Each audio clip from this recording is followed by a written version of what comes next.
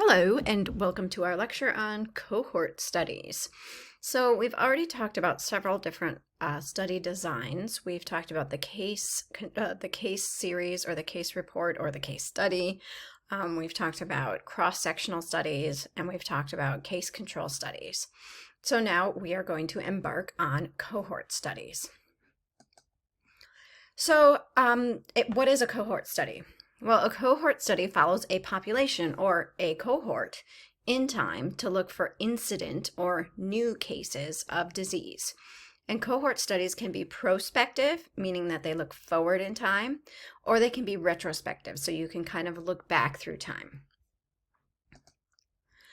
So here's an example of a prospective cohort study. A prospective cohort study looks into the future. So we have a cohort, a certain population of people. So we have this population of 117,000 nurses without cancer or cardiovascular disease. So at the start of the study, we think we need to understand the determinants of heart disease in women. So we're going to enroll these female nurses and begin to assess different exposures as we go through time. We find that perhaps our groups kind of separate themselves into different exposure groups. And one exposure group would be obesity versus non-obesity. And you can see over time the incidence or the new incidences of heart attack in both of these groups. And then you can compare them over time. This study is planned and designed to answer questions in a specific area. So this is a planned study that goes from today. We're going to look at this cohort of people. We are going to look for these things and follow them forward in time. We can also have a retrospective cohort study.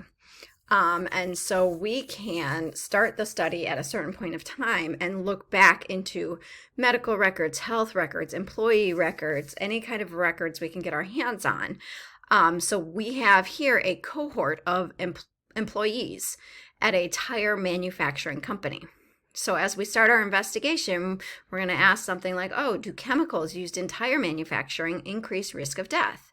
So then we're going to go back to a certain point in time and get the employee health records.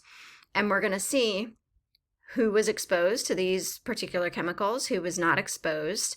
And then we're going to compare the incidence of death between those two groups.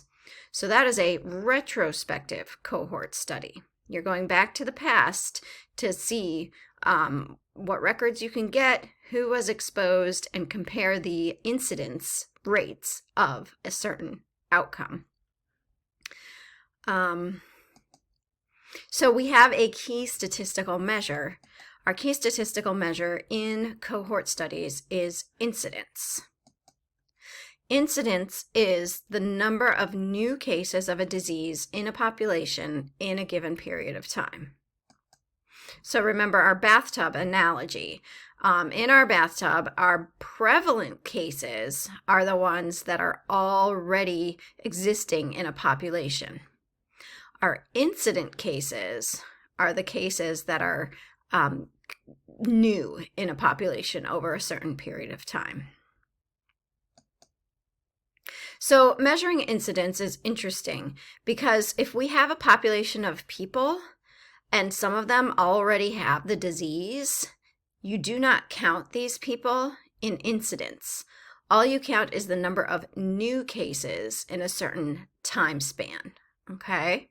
So if we have a cohort of 50 people and we are looking for a certain disease, if there are 7 people who already have that disease, we're not going to count them in our calculation of incidence. The only people we count in our calculation of incidence is these new disease green people.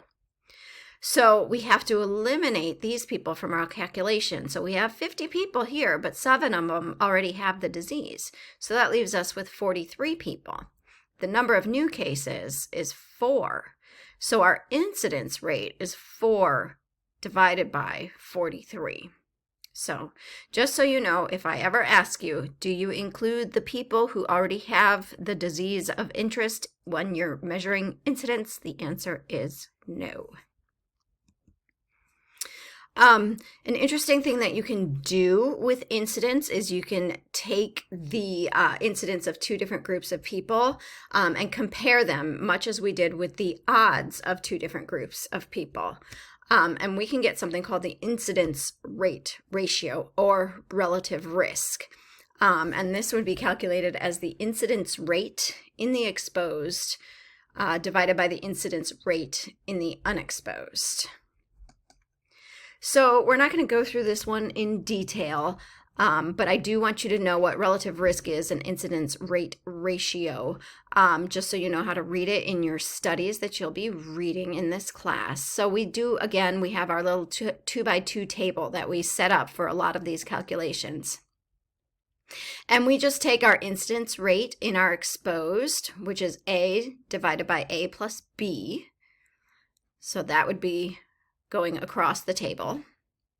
And then we take our incidence rate in the unexposed, so this would be C divided by C plus D.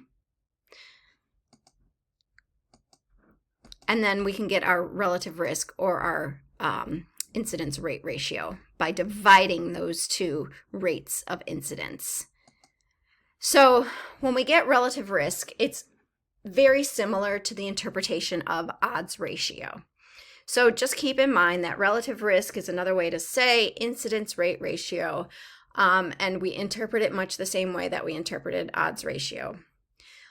So if the relative risk is 1, then the incidence rate of a disease or health condition was the same in the exposed and in the unexposed.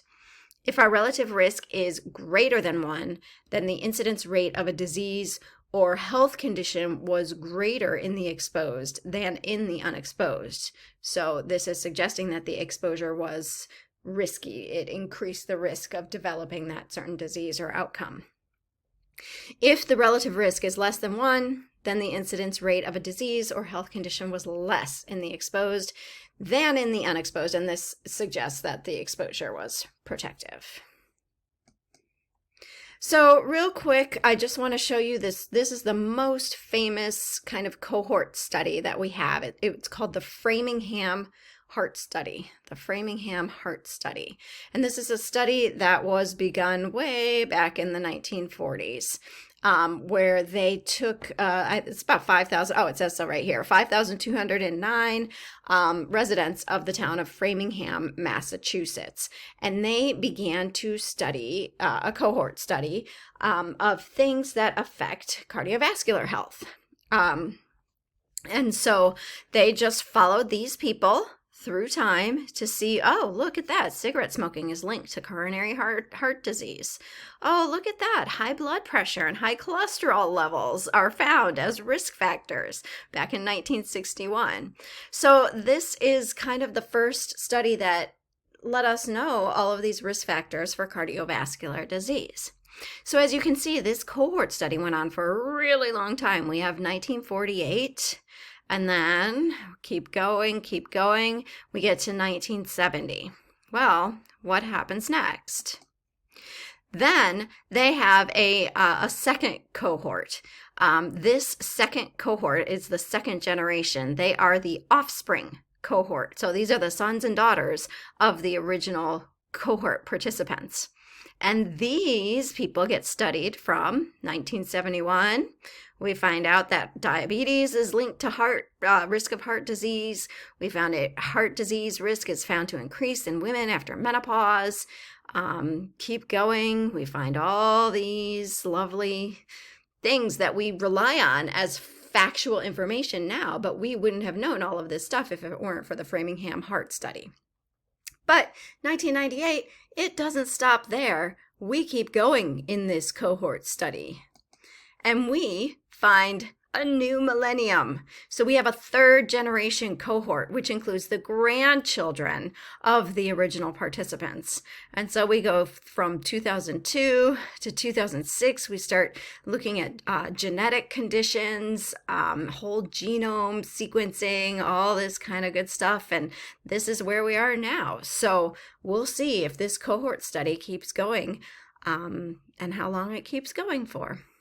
That is all I have for you for cohort studies. Thank you. Don't forget to do your assignments and the discussion board for this week.